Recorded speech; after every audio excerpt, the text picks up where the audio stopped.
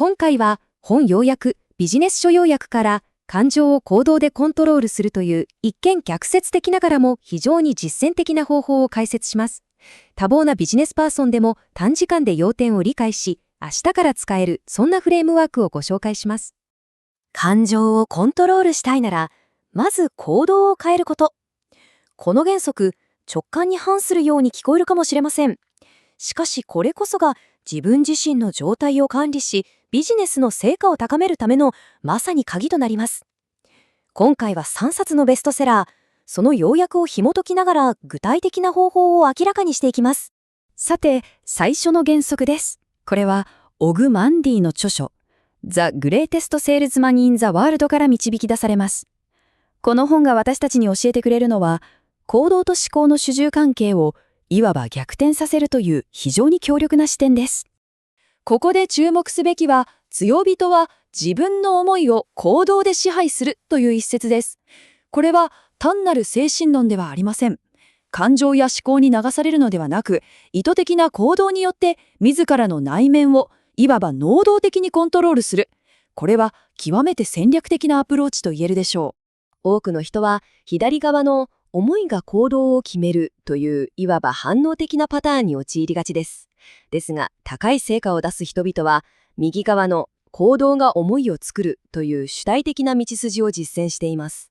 つまり、まず行動を起こし、それによって望む感情や思考を意図的に作り出していく。この原因と結果の捉え方が根本から180度違うということなのです。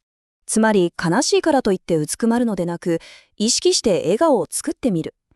イライラしたら、まず深呼吸や瞑想という行動をとる。感情は行動の結果であるという点がこの原則の核心です。モチベーションが湧くのを待つのではなく、行動すること自体はモチベーションを生み出す。この発想の転換がパフォーマンスを安定させる第一歩となります。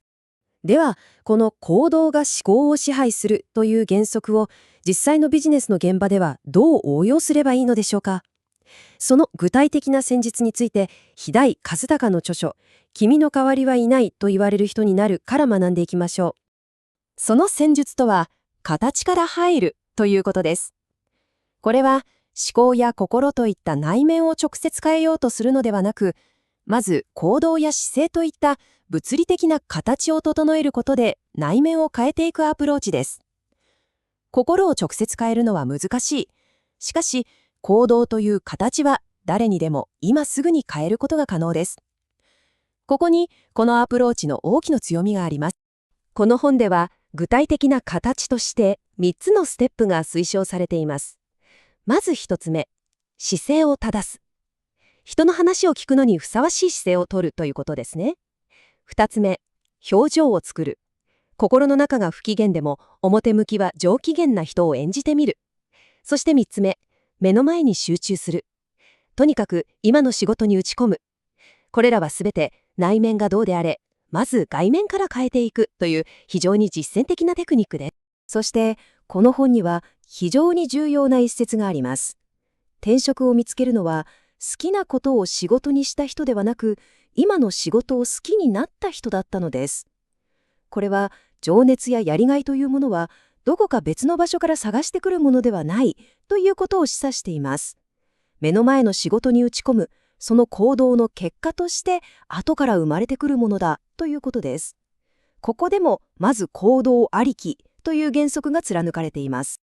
最後に、この行動が思考を支配するという原則が時にどれほど劇的な結果を生むのか、その実践例を見ていきましょう。野坂玲子の実態に基づく著書、あなたに奇跡を起こす笑顔の魔法が、その強力な証拠を提示してくれます。著者は当時、離婚と困窮というまさに人生のどん底にいました。営業の仕事もうまくいかず、笑顔さえ作れない。そんな状況で会社を辞めることを決意します。しかし、ある一つの言葉との出会いが転機となりました。そこから彼女は意識して作り笑顔を始めるのです。感情はさておき、まず笑うという形から入った。この決断が彼女の人生を劇的に好転させていきます。彼女が発見したのがこの言葉です。幸せだから笑うんじゃない。笑うから幸せになるんだ。これはまさにこれまで解説してきた原則そのものです。幸せという感情が訪れるのをただ待つのではなく、笑うという行動を先に行うことで、結果として幸せという状態を引き寄せたのです。そして、このアプローチのハードルをぐっと下げてくれるのが、作り笑顔でいいんですよという言葉です。心から笑えなくてもいい。重要なのは、物理的に口角を上げるという、その形そのもの。そこにこそ変化を起こす力があるということなのです。まさに成功した幸せな人のふりをしただけ。しかしその行動を続けた結果、数ヶ月後には現実が追いついてきたと彼女は語ります。これは意図的な行動が思考や感情だけでなく現実そのものを変える力を持つということを証明しています。行動が内面を変え、その内面が今度は外面の世界も変えていく。この強力なサイクルが生まれるわけです。それでは、これら3冊の名著の要約から導き出した原則を、明日からすぐに使える具体的な最初の一歩に落とし込んでいきましょう。やることは非常にシンプルです。次のタスクに取り組む前に、たった30秒間、意識的に口角を上げてみてください。気分が乗らなくても構いません。重要なのは、感情がどうであれ、まず、形から入るという原則を試してみることです。このほんの小さな行動が、あなたの集中力や精神状態に、きっと良い変化をもたらすはずです。